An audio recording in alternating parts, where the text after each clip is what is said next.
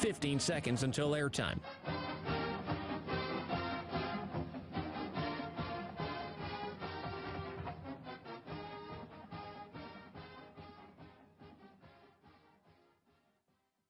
The following is a presentation of Learfield. Welcome to Duck Insider. Our whole athletic department, there's a level of expectations of success. Throw, catch, touchdown, Oregon. He can run and slam. This is back out for a three. Left wing is good. In the air to center, back at the wall. It's out of here. Really excited that we get to rep our Ducks and hopefully come back to Eugene with some championships. Indoor track and field national champion. Oregon repeats as the Pac-12 champion. And for the fourth time in the last 6 years, the Ducks are Pac-12 champions. We have so many teams that are excelling right now, and it's really fun to be a part of.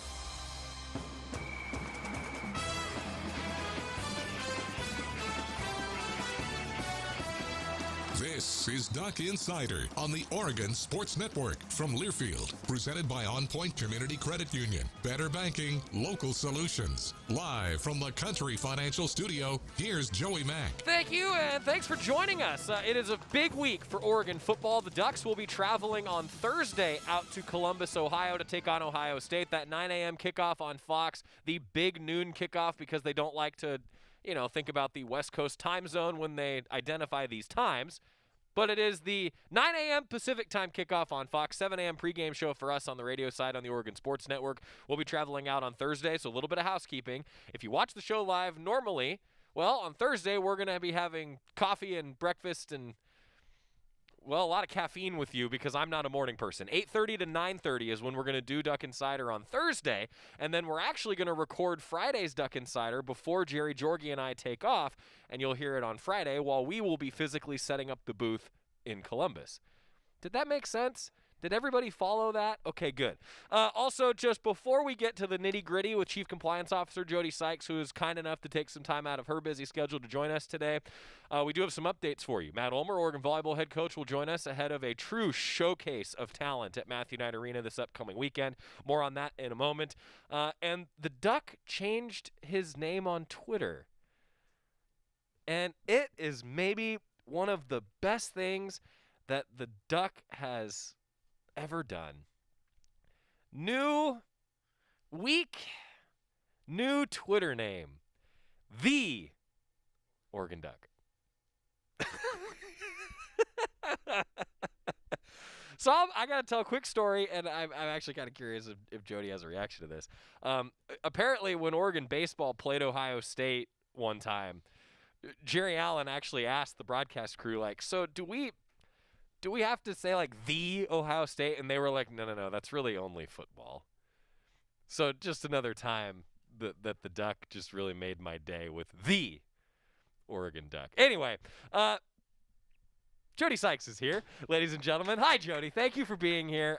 Hey, really, thanks for taking the time. No, thanks for having me. How did you like the start today? I mean, the Duck has a lot of fun, right? Yeah, no, absolutely. I actually loved it. I actually saw it yesterday, and I just laughed because I have been around I used to live in that kind of part of the country and many years ago, and it was very common to be corrected and said the Ohio State University. So I loved the play on words with the Duck. I thought that was very appropriate. So did you know that? So I didn't know this until I heard that story from the Ohio State baseball team, that it's really like only football kind of does that? I didn't know that part of it. That's news to me because I've been around golfers and other sport folks who correct me as well. So maybe it's football who cares the most, but they all kind of care a little bit. Huh. I don't know. It'll be interesting to get the generic poll of things as we continue on through the week, because I do feel like it's across the board, but maybe more emphasized in football. So possibly. Paul Keels, the voice of Ohio State, is going to be with us on Thursday on the show, and I think I have to ask him. I think so. I need to know the history of the word "the." Absolutely. Because I think that's the important stuff right now. Pac-12 Freshman of the Week honor for Justin Flo. More on that in a moment. That's pretty darn impressive for him. What's been up for you? You're the Chief Compliance Officer. If you haven't seen it, first of all, thanks for being back in the studio. Yeah, hey, when was thanks the for last having time me. you were physically here? Well, I mean, I've been in my office since, mid to late June. But in that physically chair. in this chair, it's been 18 months or more. I mean, it was pre-March. I have not been in this chair since March of 2020 when things went down. Yeah. Right? Yeah. So whatever that is, almost a year and a half. Well, welcome back. Thank you. Thank you for having me. It's good to be here. It's nice to not have Zoom. I'm done with that. It's just I still have to do some Zoom in my world, but I agree with you. Some of these in-person opportunities just, kind of make life a little bit easier. So that TV was fine, but it's way better to not have to look at a TV to talk to people. So what occupies the majority of your time these days? Well, there's this little thing called NIL. Right. And since July 1st, that's pretty much been what I deal with is name, image, and likeness. We've got, the sports returning and our normal fall startup of things, but the majority of my time in particular has been on name, image, and likeness. So tell fans, and we're going to back up a little bit because there's been so much going on around name, image, and likeness. We talked about it before everything shifted over the summer. I remember you and I did sort of like a primer of this is what this could mean. Right. So what does it mean now? Like, give us the just overview, take us back. What should fans know? Sure. So, name, image, and likeness, basically for the fans, they should think of it as an employment opportunity, right? The student athletes previously could not use their name, image, and likeness to go and get sponsorships or deals or employment opportunities of any kind, right? So now they can. They can go out and they can say to a company, hey, I'll promote your product on social media if you pay me or if you give me free product or something like that. So July 1st, everything changed. The NCAA's interim policy on NIL basically says follow whatever your state is. So here in Oregon, we have a state bill, Oregon Senate Bill 5, and that's what we have to follow. That's what Oregon State has to follow. All the schools in the state of Oregon have to follow. Some of the difficulty with that is some of the states don't have a policy. Some of the states don't have a bill. And other states' bills might say something different than what Oregon Senate Bill 5 says. So we've kind of got 50 different states and 50 different policies, or maybe even more if a state doesn't have a policy. So then you get individual schools within that state making policy. Wow. And so what you're seeing on social media, especially if you're savvy and you follow different schools in different states, might be completely different than what we're allowed to do here in Oregon. And so right now we're still working through it. I mean, we're 2-ish months in, a little over, and still trying to figure out the various scenarios and things that could come up. We spent a lot of time with the Office of General Counsel trying to figure out how does this scenario fit within Senate Bill 5. Our student athletes are bringing us stuff, which is great. We're trying to help them navigate their opportunities, and we don't approve them or deny them. We just help them learn, hey, here's what Senate Bill 5 says. Here are the things that you can go, talk to companies about. We have some student athletes who are already capitalizing on this. They are making some big money off of some deals that they've put together. We have other students who are simply pleased to get a free meal because they went into a restaurant and signed an autograph, so therefore there was a transaction and they were able to receive that meal. So it's a great space. Our student athletes are capitalizing on it. We're excited for them to capitalize on it, and it's going to be an interesting world to develop over the next year, 2 years. Is it a fair analogy to say that the way that it kind of is working right now is like the NCAA took like the federal government approach, where it's like, okay, every state kind of is going to manage this themselves? Is that a fair analogy? I think so. If you look at the interim policy, it says if you have a state bill, follow that, and if not, it basically says design your own policy, right?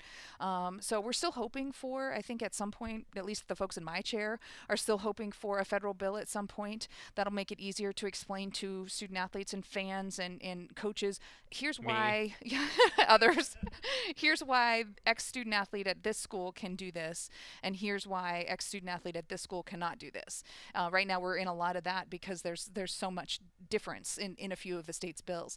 So if we could get something that's kind of more federal umbrella looking, that would be helpful for folks in my chair. I feel like it's helpful for everybody. It would be, but at the same time, if we don't have something that's overarching, I mean, we have different marijuana laws in 32 different states, and we still manage that, right? So it might be a bad analogy, but the concept is the same, right? Where even if you have a different state bill or state policy, you just work with it. Well, and I am, let's qualify this for a second, far from an expert. This is why I sit in this chair and not in what we call the guest chair, the comfy chair, which is really the hot seat for a lot of different things. Because as fans, I ask all the real hard-hitting questions here while I'm wearing an O on my chest and talking to other people that also are wearing O's either on their chest or, in your case, on a mask, right? Right. Now, I'm kind of curious. I mean, like, what's been the feedback from coaches, from student athletes, on how this is working? Like, what are the next steps that those folks want to see to make it easier maybe on everybody? Sure. I think our student athletes are still just trying to figure out the space, right? We've got student athletes who don't even want to get into this realm. It's just too much. They want to focus on their sport. They want to focus on school. They just don't want to even try that. We've had others who jumped on it, the minute that they could, and the plethora of what's being done is just all over the board. And there's, like I said, there's some folks who have retained agents and marketing representatives, and there's some who haven't, and those are permissible now, just for the fans to know. They can retain an agent that helps them with NIL activity. So we've got students that have folks that are doing the work for them. We've got some whose parents are being educated in this space, so they're doing the work. We've got some student athletes who are doing it all on their own. And again, the deals that I'm seeing range everything from $20 to much larger sums. And so it's going to be interesting just to see if there becomes any sort of consistency or trend, or if this is a fad and it kind of levels out after a time. I don't know. We'll see, because the market will truly dictate, just like it does in the professional ranks and other spaces. The market will dictate, who gets the deals, why they get the deals, and what that looks like for all of our student athletes in all of our sports. Well, and the market dictates it on the radio network. I mean, I think that's a great example. I mean, we're sitting here on a sponsored show talking about this because of brands that want to align with Oregon. I mean, it's a very similar idea, right? And it makes sense to me. So, I mean, what do you think about, like, if this is going to continue to be sort of a uncharted waters? I mean, that has to come up in recruiting conversations and all these different things that coaches are dealing with. So, I mean, what's the next step there? Like, does something need to sort of happen where, okay, this is a little bit more of a, for lack of a better descriptor, and forgive me if this is a bad descriptor, a level playing field? I mean, that's the concept that we all have to deal with, right? Is we've gone from a place where 10 years ago even everything had to be the same for everybody. The budgets, the facilities, the access to recruits, the timing, everything had to be the same. And then we started to drift a little bit, where we created a bigger space between what I'll call the haves and have-nots, right? And so we're seeing a bigger gap and a bigger disparity there. The same thing is going to happen with name, image, and likeness.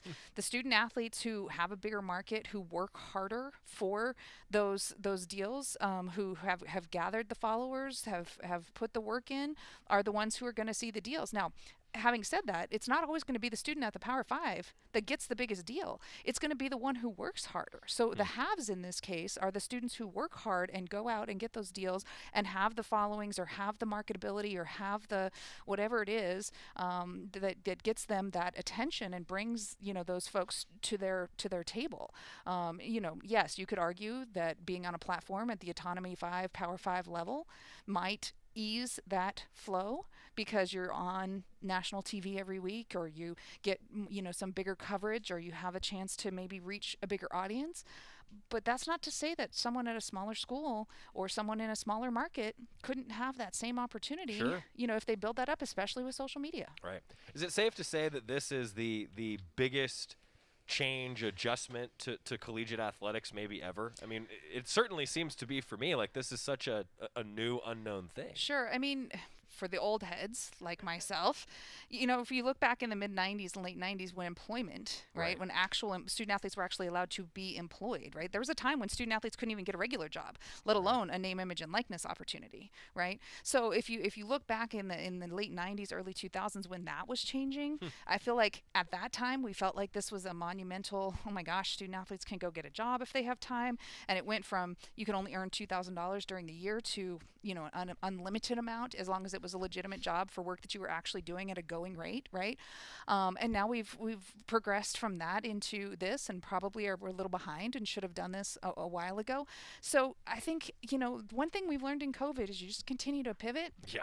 You continue to adapt, and you go with it. And the people who can go with it and change with it and adapt to it, whether it's a student athlete or a coach or a radio show with a television, those are the folks that are going to, succeed, because that's just what we do. Yeah. And that's what we're going to do in this space too, is we're going to help our students succeed in this space. I see a lot of parallels, and you're not the first person who said that to me, about when student athletes could get jobs and then name, image, and likeness. What was the hesitation prior to that going through? I mean, like, if you have the history lesson Give it to me. I'm curious. Well, I was a student athlete at the time, so even though I'm old, I'm not that old. So I was a student athlete at the time, and I remember being on the Student Athlete Advisory Committee and hearing about this and working with the National Student Athlete Advisory Committee to fight actually for student athletes to have this opportunity. I think from the university and the coaching side of it, it was about time. Sure. And it was about, student athletes shouldn't be able to go out and get a job, and they need to focus on their sport. But it was also about this separation, which is what we've gotten into here with name, image, and likeness, of how do you separate the student from the athlete, right? And how do they get a job, let's say at Starbucks or, at On Point Community Credit Union or wherever it is, right. Country Financial, whatever, right? They go get a job. How do you know that employer is employing them for their ability to do the job that they're being hired for, as opposed to their reputation or their status as a student athlete? And eventually, once we got past that, then we were able to get, student athletes were able to get jobs and earn money. And there were assurances that they weren't being paid because they were an athlete. Right. Student athletes still cannot be paid because they're a student athlete. They still have to earn something in this name, image, and likeness space. There has to be a transaction. It's employment. Student athletes have to do something in return for whatever they're getting from the company or the NIL deal, right? It's an endorsement deal. It is. It's an endorsement, or it might be you give me apparel and I post on social media, or you give me a free meal a month and I post on social media. Whatever, I come in and I sign an autograph for you, and you give me a free meal. There's tons of basic examples, right? And then there's the more extensive ones that we're seeing with, folks here at Oregon, but also across the country, where they've really gone out and been creative with some of these deals. A lot to unpack, and I know it's occupying 80% of your calendar these days. At least. Jeez. So, what else is going on? We're going to find out about that next. Jody Sykes is kind enough to educate us a little bit here today. Chief Compliance Officer here at Oregon. When we come back in the Country Financial Studio, what else is going on around Oregon athletics? We're going to find that out next on the Oregon Sports Network from Learfield. As my family continued to grow, I realized I'd have to replace my beloved Jeep with something that has, more seats. I'm Jason Hines, Country Financial Rep and father of 7. Whether you're upgrading from your sporty ride with no room for a car seat, or finally replacing your well-loved beater that still has a cassette player, you'll want the right protection for your new car. Work with a Country Financial Rep like me and get the protection you need at a price you can afford. Learn more at TakeSimpleSteps.com or contact a local Country representative. From the weight room to the classroom, on the field and off it, On Point proudly supports University of Oregon athletics, because student athletes do so much more than bring us pride on game day. They bring our entire community together in Eugene and all across Oregon. So whether you're watching the game in the stadium, at home, or at your favorite local business, their success makes all of us stronger. On Point Community Credit Union. Join in. OnPointCU.com. Federally insured by NCUA. Equal housing opportunity. Don't go anywhere. Duck Insider continues after these messages on the Oregon Sports Network from Learfield. When you went car shopping, you meant business. You aced vehicle history searches and test drives. You out-salesmaned the salesman. Now you've got your wheels. If you manage that, you can get your retirement plan on track. Visiting aceyourretirement.org can help. With 401k tips and smart savings strategies, you'll have the info you need to get more for your future. Go to aceyourretirement.org, because when it comes to speeding past financial challenges, you're an ace. Brought to you by AARP and the Ad Council. Look out, world, we're getting strong. The future's here and we belong. She can STEM, she can do more. Like build a rocket and watch it soar. Or clean the oceans and make the world a better place. Oh, she can STEM, so can you. Find a cure, invent something new. There's no challenge in the world that she can't face. She can STEM. Learn more at She Can STEM. A message brought to you by the Ad Council.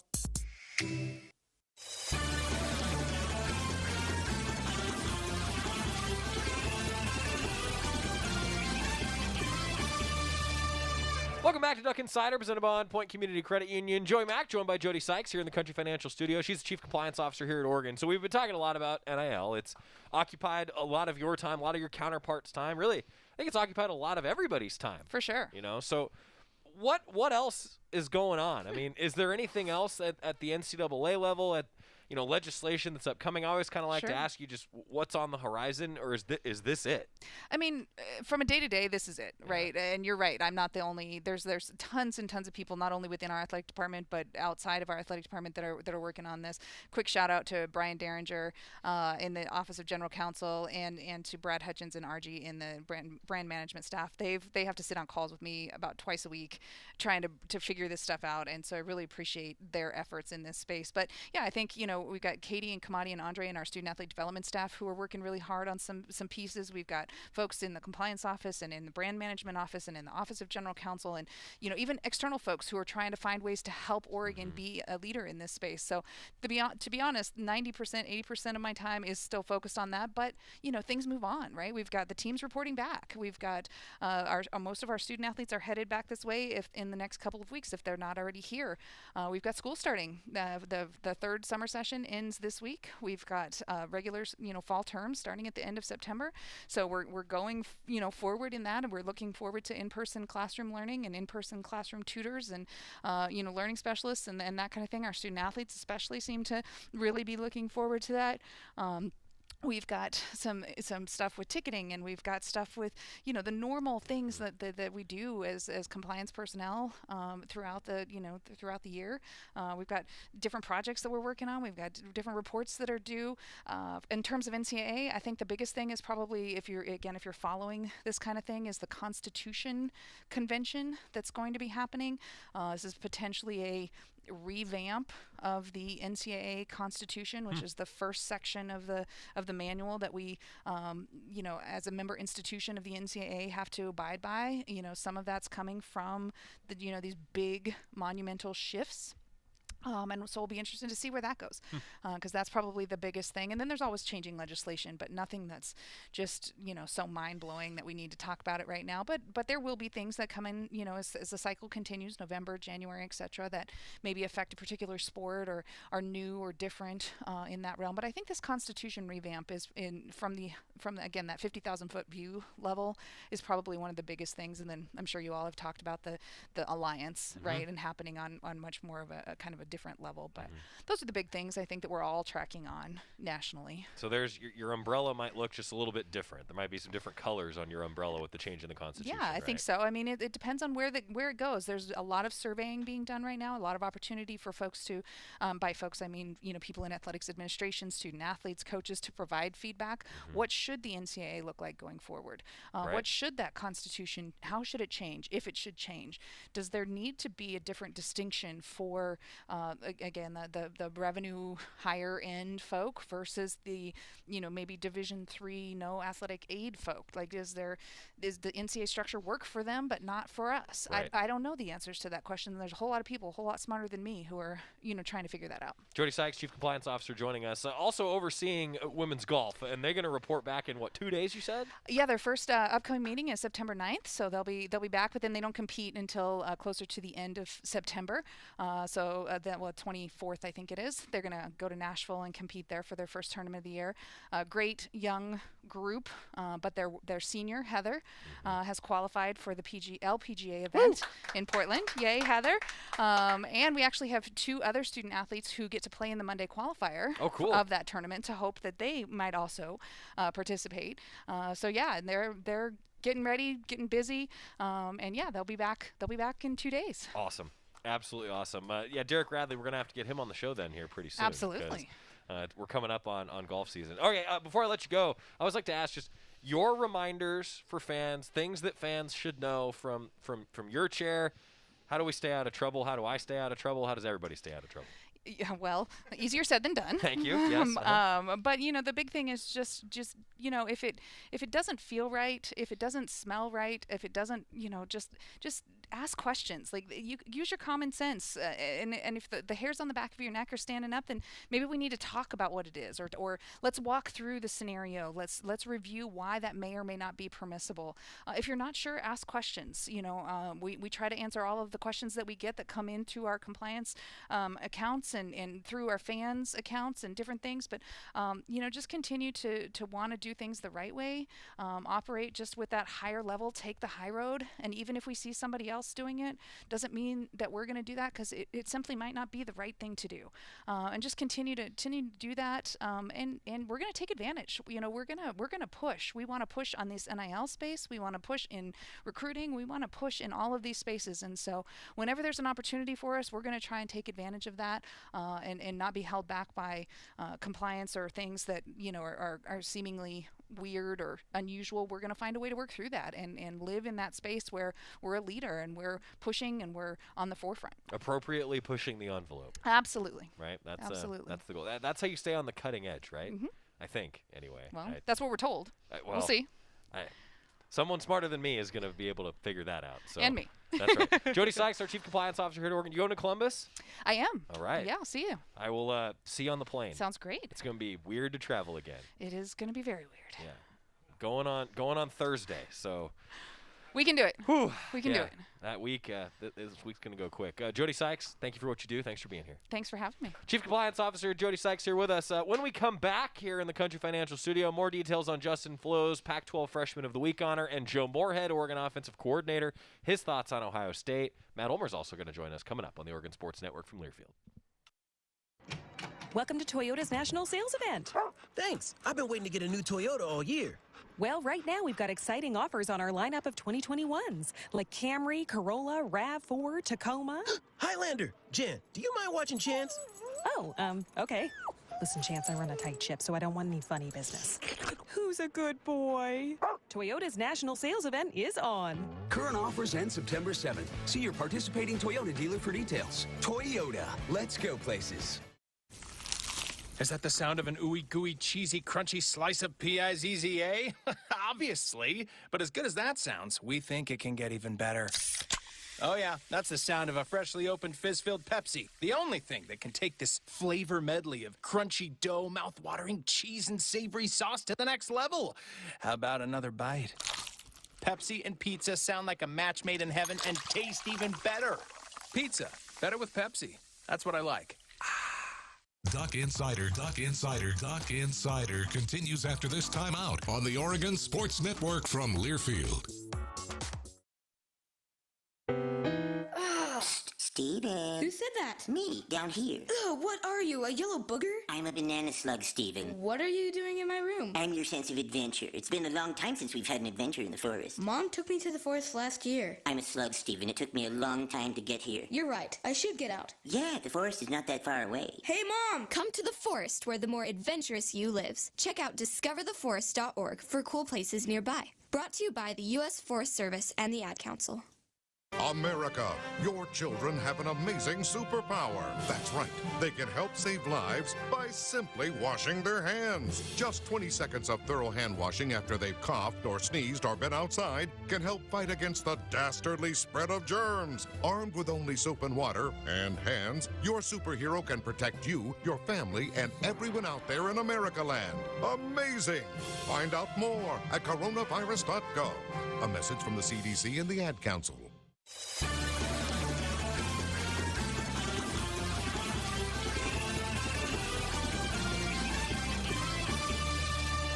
Back at Duck Insider, presented by On Point Community Credit Union. Joey Mack here with you in the Country Financial Studio. Yeah, man, Jody just said on her way out of the studio, she just goes, yeah, I'll see you on the plane. And I went, oh, yeah, on Thursday. Yeah, we're going on Thursday to Columbus. We'll be setting everything up on Friday in the broadcast booth, and I am really looking forward to it. This is going to be a fun experience. And, you know, Quack Minute, we're actually in the process of posting the Quack Minute right now. For those of you who are live with us in the 1 o'clock hour, and Mose and I talked about that today. Like, man, this is a huge game, but the Ducks aren't approaching it that way. However, this might be one of the largest crowds that Oregon football has ever played in front of, which you think about that and just the historic context of that, it's pretty cool. Right? That's pretty cool. For Pac-12 Freshman of the Week, Justin Flo, it's definitely a cool thing.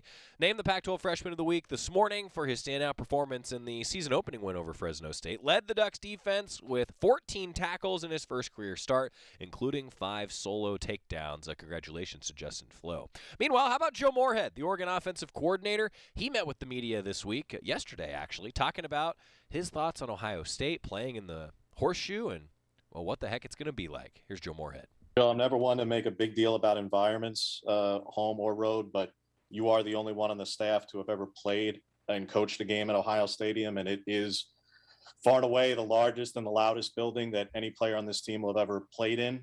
So what do you offer by way of perspective to the team about what is an incredibly adverse environment? Yeah, it'll be very challenging. That's probably in the top 3 of places I've coached throughout 24 years. I think over 100,000. You're down there, and the stands seem like they go straight up in the air forever, and a very intelligent and passionate fan base who can get really loud at times. So yeah, you hit the nail on the head. It's a very, very tough environment to play. Yeah, Joe, how does your experience coaching in the conference against Ohio State maybe lend itself in this matchup, or does that really? I guess a little bit in the sense that, Kerry Coombs was on the staff at the time, but I don't believe he was a defensive coordinator calling the plays. So I guess more than anything, familiarity with the conference. They're not doing the same thing schematically now as they were in 16 and 17 when they played them. Have a little bit of familiarity with their personnel. We recruited a lot of those guys when I was at Penn State. So I would say those are the things maybe that we could bring to the table from a knowledgeable opponent standpoint. What are your thoughts on Anthony Brown and what aspects of his game, if any, do you think he may still have to improve upon? I thought Anthony played a solid game. Had a touchdown throw and a touchdown running. For the most part, made good decisions. A couple throws he would like to have back in the pass game. A couple decisions in the run game, but I thought for the first time, back in the gun, as a starter. I thought it was a solid performance with a lot of room for improvement. Coach, Chris Hudson was a player who made the start on Saturday despite not being listed as a starter on the organizational chart earlier in the week. What was the thought process behind him getting his first start on Saturday, and also what can he do for your team moving forward? Yeah, Coach McClendon, does a great job with the room and handling the repetitions, throughout the course of the week in practice, and then setting up the rotation for game day. So Chris had an excellent week of practice, and the guys have a lot of positional flexibility, in terms of being able to play multiple positions. And we felt to start the game that Johnny is the X, Mike at the slot, and Chris at the Z was our best group in to start the game. And I think Chris has got a lot of upside. Had one nice catch there, had a couple opportunities for others, and will continue to improve as the season progresses. Got a view from the end zone on that last series, or actually the fourth quarter. The holes were huge for CJ Verdell. Did you guys change things? Just block better? What contributed to those holes that even you and I could have ran through at times? Yeah, maybe you, not me. I don't know. Just, I think we, there were some things in the. I think we started fast. It came out of the gate strong. Had it hit, like Coach mentioned, hit a little bit of a lull in the second and third quarter, and then finished strong there in the fourth. I think a lot of the runs were, a block away from splitting for bigger yardage in the first three quarters. One thing schematically that we hadn't done in the first half is we went to split zone instead of just regular inside zone or counter. That was a halftime adjustment, and a lot of those runs were ones that CJ ended up splitting. So I think our line was, playing with good pad level. They're knocking guys off the ball, and the backs are running physically downhill and running through arm tackles. So I think that's what contributed to some of those successful run plays in the second half, particularly the fourth quarter. Hi, Joe. Ohio State had a lot of, different defensive players playing in the first game. Lots of guys who didn't play as much last year. Kind of how challenging is that preparing for, just the second game of a year when there's not a ton of film on a lot of those guys who are out there playing? It's very challenging. Ohio State played the national championship last year. They're defending Big Ten champ. The roster's littered with 4- and 5-star talent, and they're incredibly well coached across the board. So all of us a challenge. But Tyreek and Zach played a ton, as did the interior guys. The guys at the second level, the linebackers, are all relatively new. Have played a bunch of games on special teams, and Denzel's new, but the other guys on the back end, the 7 didn't play, but 41's. It's challenging in the sense that you haven't seen this combination of guys, play together. All 11 of them, you've seen them play in spurts, but not as a group. So I think that's probably the most challenging part of seeing those guys play all together as a unit. So we talked a little last week about offensive identity, and I think in the fourth quarter, obviously when you really needed it, you went to Reliable and Verdell. Can you speak to just his importance to all it is you want to do? I know he's not the only thing. You're more diverse than just pounding the rock, but when rubber met the road, you did, and he delivered. you've had elite backs before. How critically important is he to what you want to do, not just on the ground, but what he opens up for you in the air because he's that threat? Yeah, and CJ and Travis both had very, very solid games, and at the end of the day, my job as an offensive coordinator isn't to worry about style points or how it's done. There's one stat that matters, and that's putting them in the left-hand column instead of the right-hand column. Now, ideally you'd like to be as balanced as you can, 50-50, and create more explosive plays and limit some of the negative yards things. But at a certain point as a play caller, you got to worry about what are we going to do to win this football game. And as you mentioned, in that fourth quarter, it was tied, and we needed to drive down and get a score, and we were running the ball well. And CJ and Travis are two guys that have done it at a very high level for a long time here. So those are the guys we wanted to feed with the ball. Yeah, Joe, you guys took a couple shots downfield, but I don't think it was nearly as much as most people outside the program was expecting. How much of that was offensive line maybe not giving ample protection, or the play just didn't work because of coverage or whatnot? How do you assess your shots downfield? Shots down the field? Yeah. Yeah, I think we ended up throwing it, 25 times by attempt, but there were more calls that were scrambles, right. And had more run calls.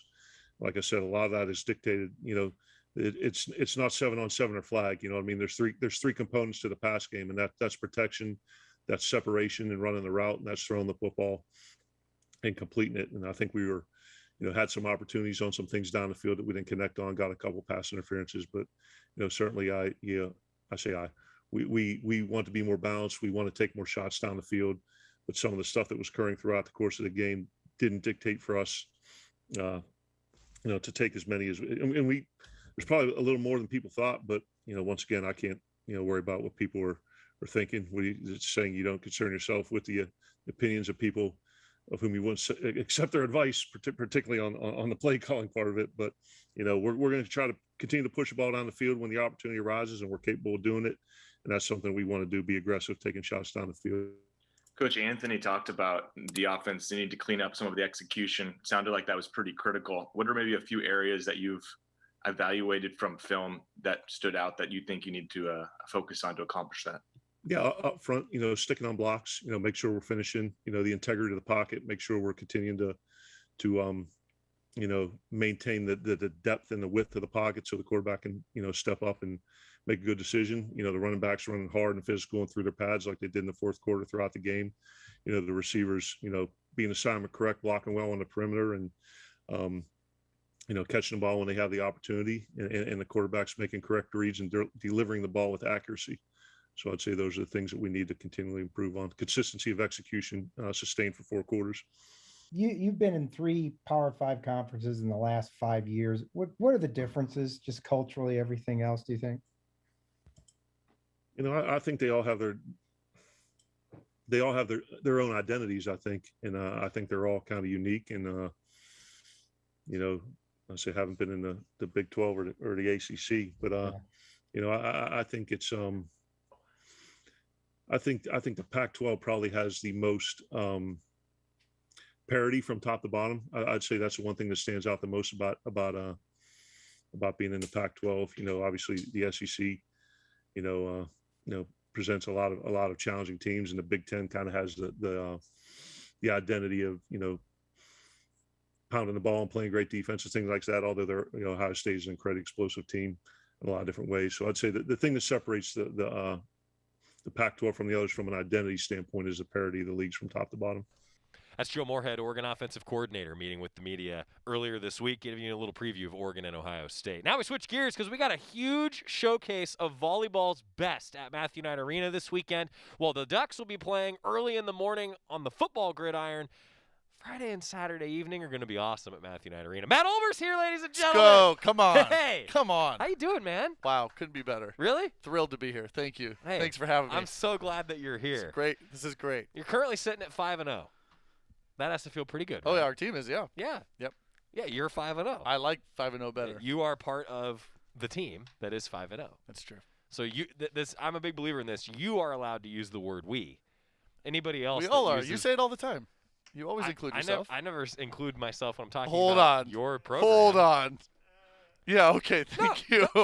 What? No, Thank you. I will die on that hill. I'm a big believer in. No. I'm a big believer in like you don't say we unless you're part of the team. Now, if it's you like are part of the team. Well, thanks, but I don't travel with you guys. That's like, true. You know, it's. Yeah, no, I. Thank you. Thank you.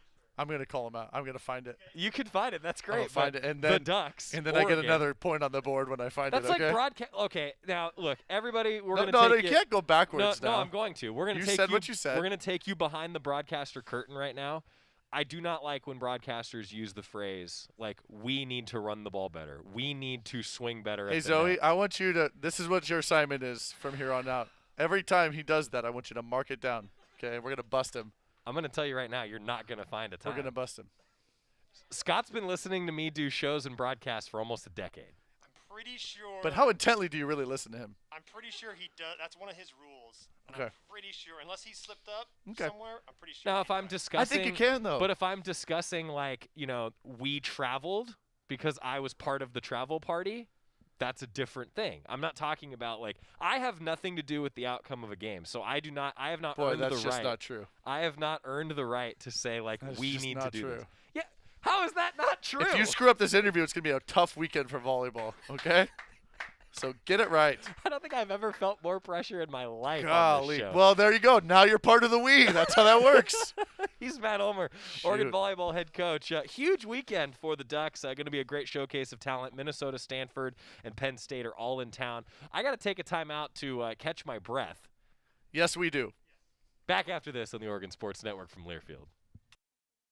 From the weight room to the classroom, on the field and off it, On Point proudly supports University of Oregon athletics because student athletes do so much more than bring us pride on game day. They bring our entire community together in Eugene and all across Oregon. So whether you're watching the game in the stadium, at home, or at your favorite local business, their success makes all of us stronger. On Point Community Credit Union. Join in. OnPointCU.com. Federally insured by NCUA. Equal housing opportunity. Dear past, present, and future football watchers, football is back! So consider this your official excuse for always putting football watching first, courtesy of Pepsi. That haircut appointment, seeing the in-laws for the first time in ages. It's been so long. Nope, sorry, Susan, not if it's on Sunday. Long story short, after the year we've all had, we think you could use a little football watching. So crack open a Pepsi and cheer your football watching face off. With love, Pepsi. Made for football watching. That's what I like. Duck Insider, your home for the latest news on Oregon athletics on the Oregon Sports Network from Learfield. Watch out! You got me! The galaxy is safe once again.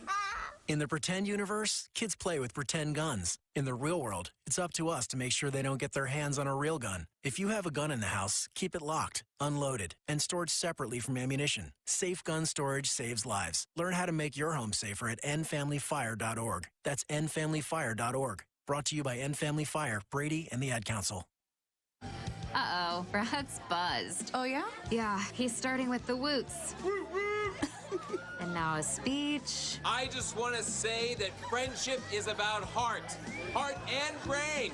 Who's with me? Good thing is, he knows when he's buzzed. And my brain is saying, when it's time to go home, somebody call me a ride. Love that guy. Me too. Know your buzzed warning signs? Call for a ride when it's time to go home. Buzz driving is drunk driving. A message from NHTSA and the Ad Council.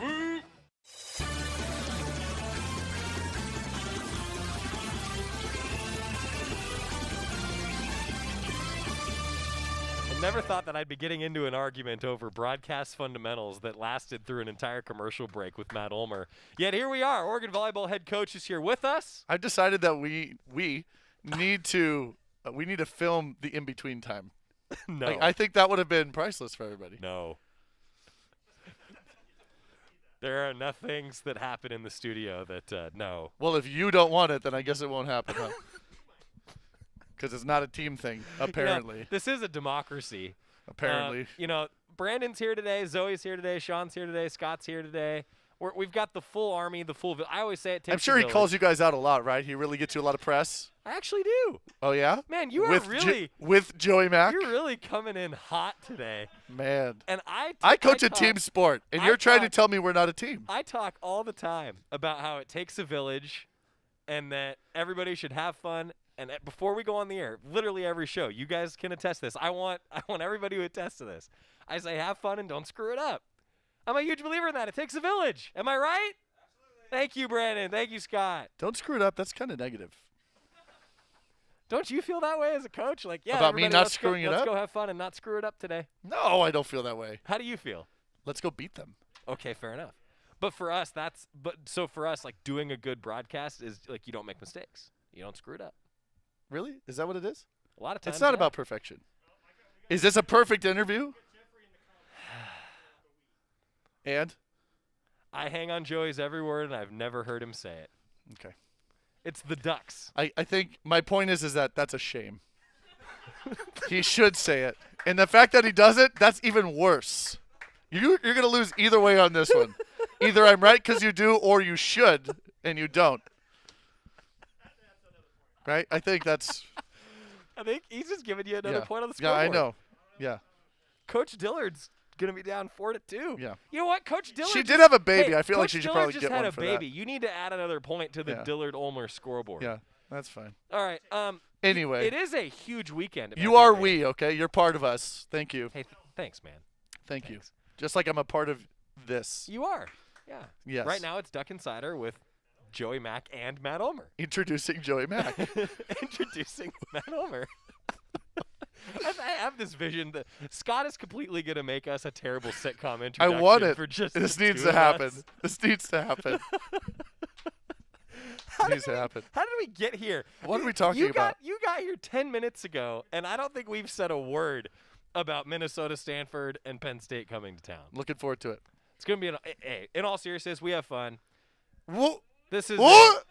You and I have fun. What? I'm not talking about your team. You should. You're missing. It'd be great if we could talk about my team on this at some point. Unbelievable. Whenever you're ready to conduct the interview, would be great. Friday, 7 o'clock, Penn State. What do you know about them? I'm sorry, what? Yeah, I mean, we've been looking forward to this weekend for a while, right? So this is a tournament that we do. It's a 4-year commitment. Every school gets to host it once a year, and this is our chance. We were supposed to do it last year, and then because of COVID, we didn't get to. And now we get a chance to bring in 3 of the perennial great programs in our sport to join us at Matthew Knight Arena. And, we had the Texas, Florida, Nebraska weekend, and this was in 2016. So now here we are, and we get to do this. And, one of the great tournaments in the state of Oregon ever for volleyball. And so I know our students aren't here yet, but I really hope fans come out and they want to see it and appreciate the volleyball that's being played. And our team's doing a great job. I'm so proud of them. And I'm just looking forward to watching us compete against really great competition. Minnesota Stanford is 4 o'clock on Pac-12 Network at Matthew Knight Arena on Friday. Then Oregon Penn State. Then on Saturday, after you tune in and watch Oregon football in the morning, then you got Penn State Stanford also on Pac-12 Network 4 o'clock on Saturday, and then you guys play Minnesota coming up at 7 o'clock on Saturday evening. How did this tournament come to be? Like, is this like I know it's the Pac-12 Big Ten Challenge is what it's called. So do the two conferences just say, hey, like, the reason I'm asking this, was this like an alliance before this big alliance that everybody's been talking about? Yeah, I mean, I think we've had, honestly, RPI, and you want to play, good competition to get you ready for it, whether it's the Big Ten or the Pac-12.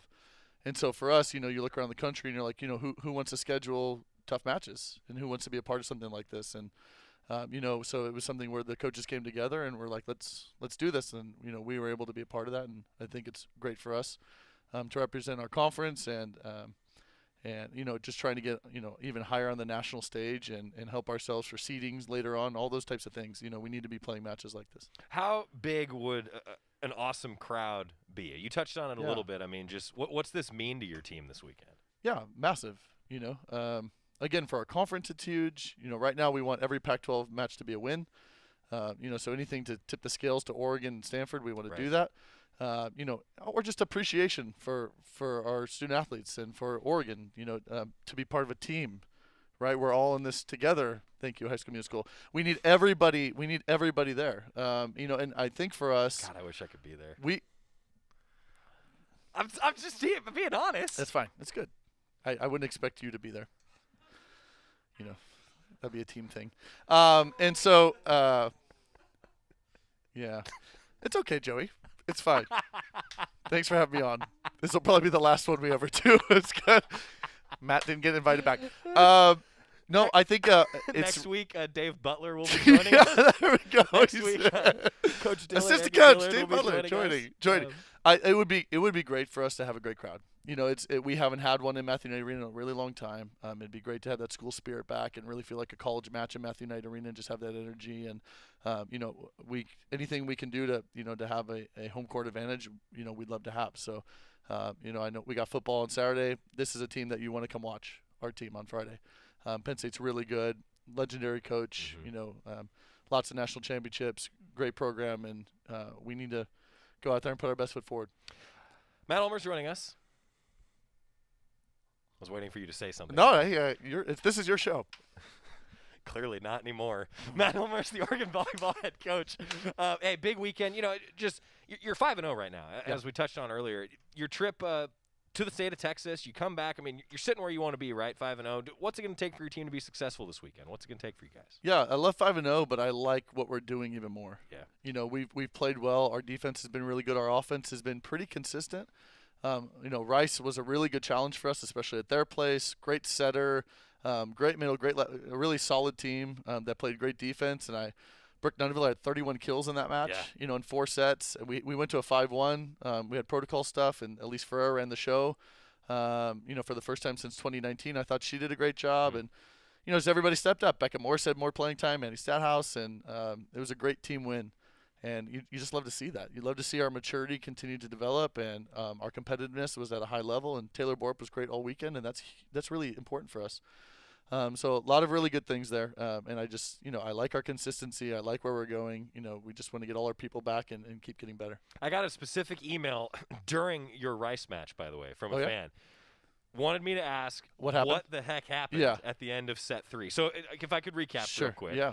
So it was story time. I love it. 4-set win for the Ducks, and a long delay at the end of set 3, like to the point where, everyone's like, okay, Ducks win, and then maybe not. Okay, Ducks win. So what happened? Yeah, so it's 24-23, I believe. And every set had been 2 points. Great match. And so there was a play on the other side where the ref called 4 contacts for Rice. So there was it looked like maybe it could have been a block, but he ruled it not a block. And then 3 more contacts over, so they give us the point to win 25-23, 4 contacts. Well, under our challenge rules, you cannot challenge 4 contacts. Right. And so Rice tried to challenge about the block being a touch. And that's kind of like the roundabout way of getting the 4 contact challenge, which you're not allowed to do. So they came back and I protested, which I've never done before. It was my first time. Very exciting. And so I apparently when you protest, it takes a half an hour. But when I protested, the ruling that, that you can't, that's not a challengeable thing. And so they go through the handbook, they go to the lead official over the region. And they came back and ended up saying, actually, there was a net call, but it was overall, it was going to be our point either way. So it was a long back and forth thing, but ended up being our point. So was this like the ultimate? You've exercised the demon of. I really feel that way. And earlier in the match, I won another challenge. So I was 2 for 2 at that point, and I won a protest. I was like, oh wow. So you got to tell fans don't remember. 1 for 21. Yeah, 1 for 21. You were 1 for 21 last year. In terms of challenges, now you're sitting pretty early this season. Yeah, and then I against SMU I may have lost one, but I think it was because the cameras weren't great, and Nuneville told me to do it. So it's Brooke's fault. And we're a team, so I do it together with her. Matt Ulmer is the Oregon volleyball head coach.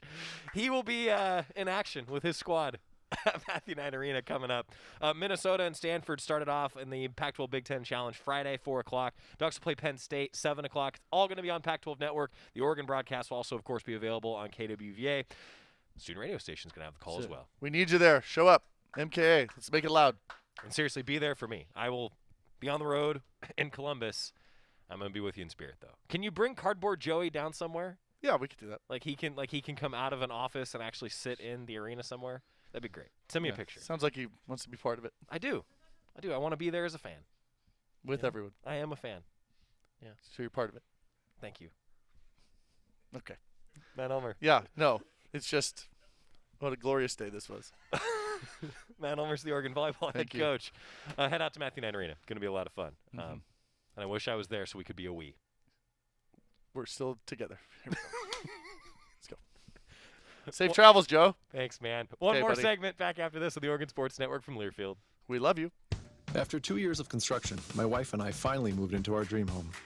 So when a bathtub fixture broke, causing major water damage, I was glad we had the home insurance protection we needed. How do you know your home is protected? Talk to a Country Financial rep like me, Nick Simon. We can help you understand your options and select coverages to meet your needs. Then if something happens to your home, you won't have any surprises. Need the right coverage for your home but not sure where to start? Visit TakeSimpleSteps.com or contact a local Country representative. From the weight room to the classroom, on the field and off it, On Point proudly supports University of Oregon athletics because student athletes do so much more than bring us pride on game day. They bring our entire community together in Eugene and all across Oregon. So whether you're watching the game in the stadium, at home, or at your favorite local business, their success makes all of us stronger. On Point Community Credit Union. Join in. OnPointCU.com. Federally insured by NCUA. Equal housing opportunity. This is Duck Insider. Duck Insider on the Oregon Sports Network from Learfield. Okay, forest animals, kids are coming to the forest, and it's up to us to make their visit a good one. Sparrow, have you practiced the most popular bird songs for the year? Of course. Catchy. I like it. River, how's the temperature? It's a refreshing 52 degrees, man. I love it.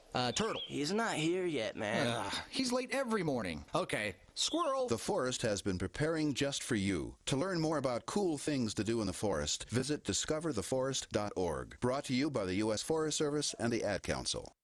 Tom has been a teacher for over 40 years. One day, I think one of the students had asked the question and he didn't remember the answer. And I also noticed that he was letting his class out earlier than they were supposed to let out. I was really starting to worry. Levi and I talked about how it would change our lives, but he was there beside me. When something feels different, it could be Alzheimer's. Now is the time to talk. Visit alz.org/ourstories to learn more. A message from the Alzheimer's Association and the Ad Council.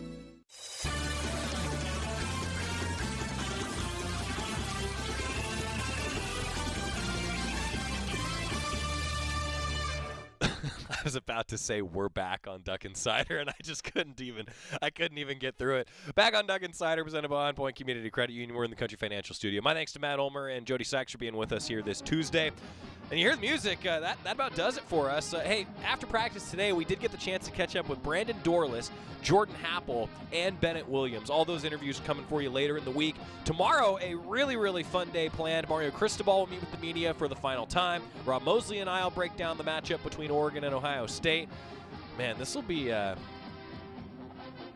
good one. It's going to be a good show. Always a good show.